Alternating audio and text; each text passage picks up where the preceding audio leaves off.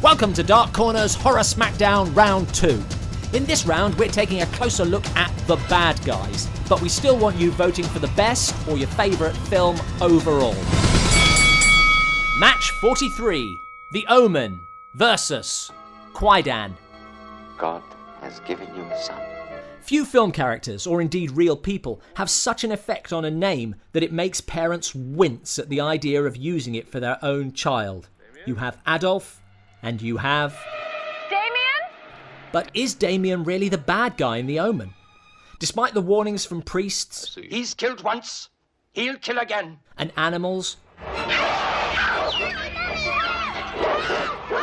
and the tragedies that befall all those who try to warn of his true nature...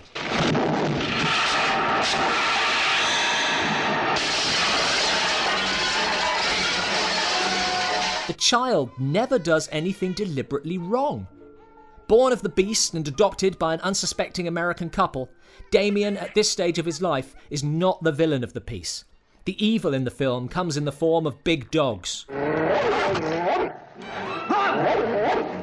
Hellish intervention.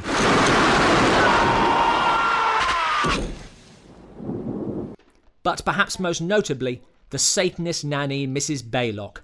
She seems all right. Where'd you find her? Where did I find her? Yeah. I didn't find her. I assumed you found her. Her entry into the story follows the dramatic suicide of the previous nanny. Unannounced and not requested, she quickly inserts herself into the centre of Damien's life. Have no fear, little one. I am here to protect thee. In protecting Damien's true identity, she faces off against his parents. Excuse me for speaking my mind, Ma'am, but do you really think a 5-year-old will understand the goings-on of an Episcopal wedding?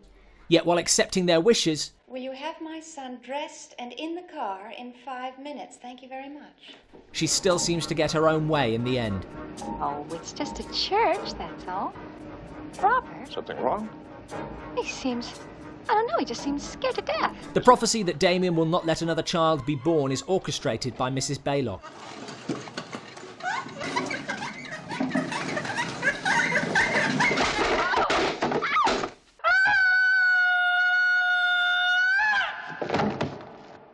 She goes further by pushing the mother out a window and dies while trying to protect Damien from his father.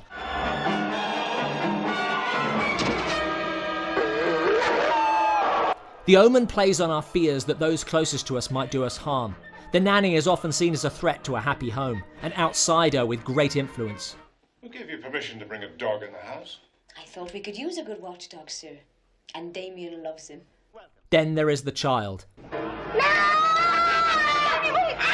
When in the midst of an uncontrollable screaming tantrum, what parent has not wondered if their child is secretly the spawn of Satan? At 3 hours and 3 minutes, Kwaidan is the longest film in our Smackdown, which combined with its slow pace ought to make it dull watching. And yet Kwaidan mesmerises. With its elegant composition and stunning colour palette, it would be easy to get caught up in how beautiful a film it is. But that is to shortchange it. Kwaidan is 4 unrelated stories, but from the revenge story of the black hair to the sting in the tail of In a Cup of Tea, this is conceived and executed as a single, consistent piece of filmmaking, and all the stories share one thing. They are sad. The word Kwaidan roughly translates as ghost story, and by definition, ghost stories are tragedies. For there to be a ghost, someone must have died. There are few films that can claim to be as pure as ghost stories as Kwaidan. To represent his ghosts, director Masaki Kobayashi uses everything at his disposal, making the film itself ghostly. Special effects are seldom used, but the supernatural is there in the camera as it floats or creeps through scenes. In The Black Hair, the samurai is haunted by the sound of weaving, reminding him of his wife.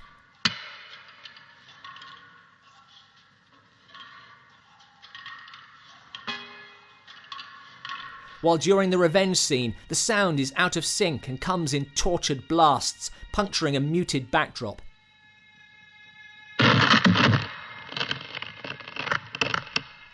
The Woman of the Snow uses traditional yet discordant music and shifts in light and colour. There are fades, living reflections, and traditional storytelling in a theatrically stylised setting.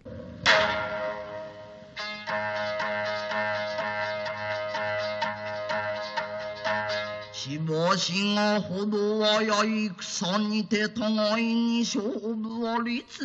film's centrepiece is Hoichi the Earless, which gives the film its most memorable image, as Hoichi is painted with holy texts to prevent the spirits from seeing him and taking him.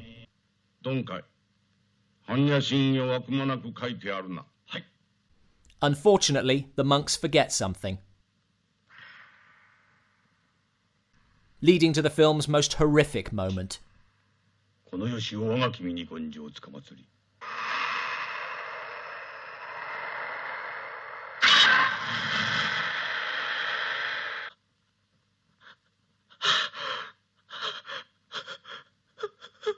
By the time we reach In a Cup of Tea, we're familiar with the film's slow, languid atmosphere, making the final shots all the more unexpected. In keeping with its title, Kwaidan is as much about the nature of storytelling as it is about ghosts, refusing to bow to convention on either. While Hollywood strives for realism, Kobayashi uses his artificial settings deliberately to enhance the idea that this is a story being told, and create a sense of otherworldliness.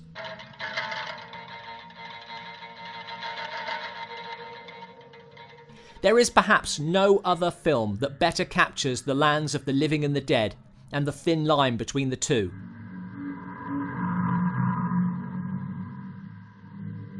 The dead exist in an unreal world, and Kwaidan takes us there.